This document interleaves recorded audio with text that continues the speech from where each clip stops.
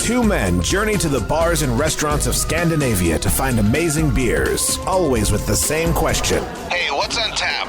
It's time to find out. Hey guys, welcome to What's on Tap podcast. And we are out and about, and today we went to Opopoppa. Oh, yes. Which took me forever to figure out what the name was, because it's been open for, 3-4 years at this point.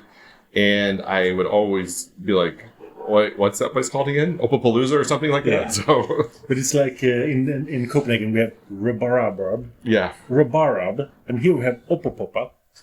It has like 4 or 5 P's in it. Yes. Opopoppa. It is actually, so we're What's on Tap, but they don't have any tap beers. They only have canned beers. They do. And they have actually a pretty interesting collection of canned beers. Yeah, it rotates often enough that you'll usually find something. It might be from a local Scandinavian brewery that might be not so good, like Ol Svos, but you can usually find some. I mean, come on. Okay.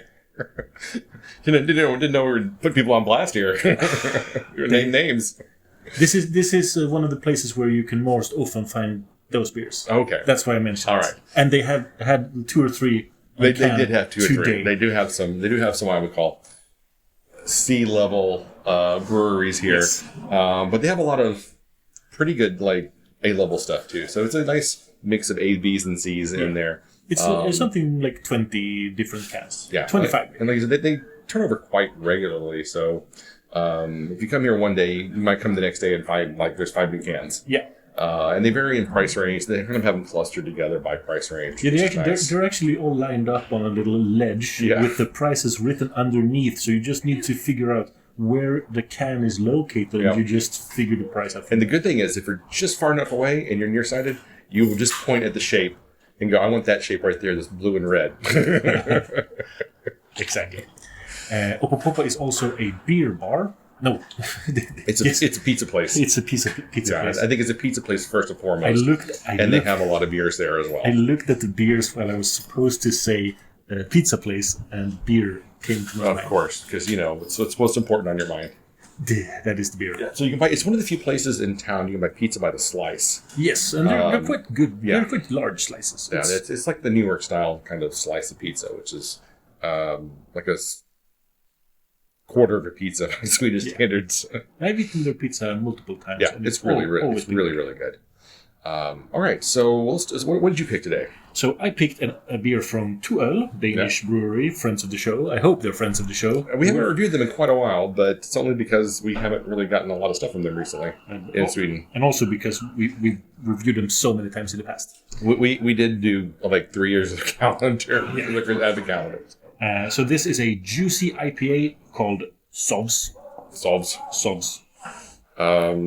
And it says it is, I don't know. I can't.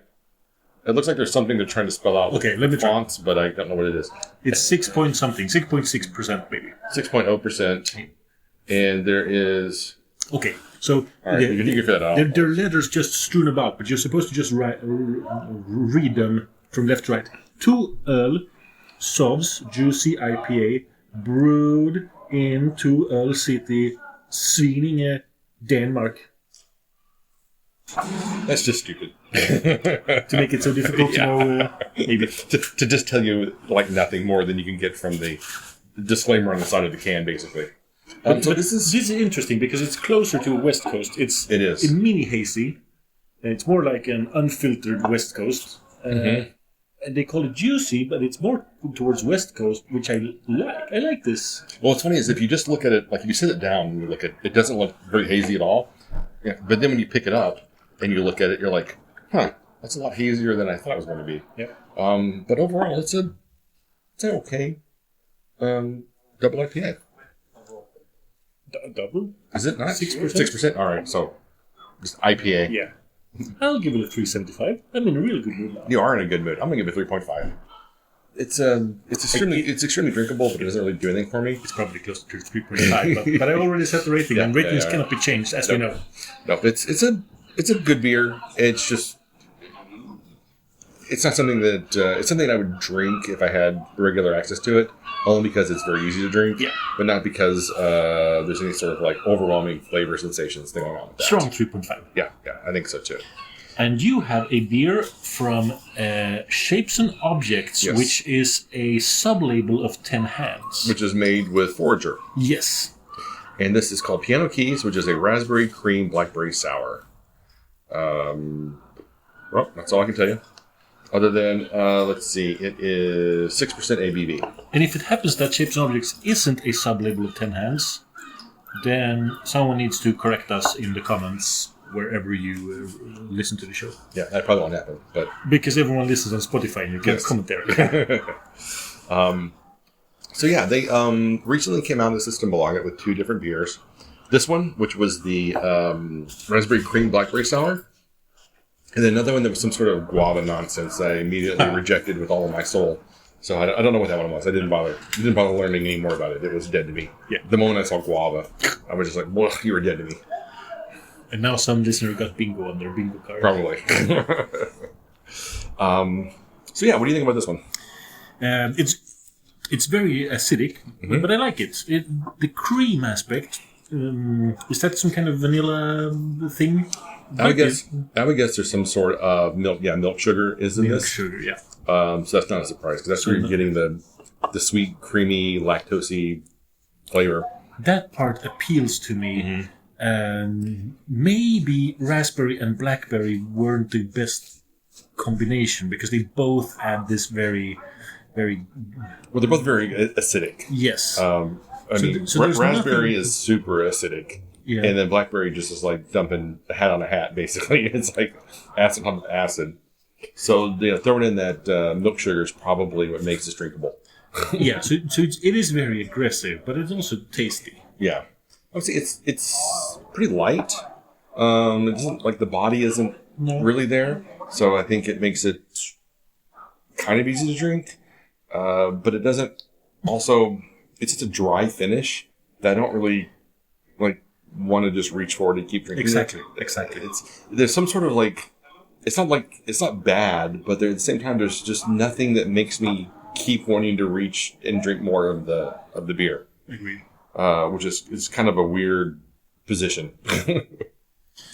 But I do like sours. I'm gonna give it a 375.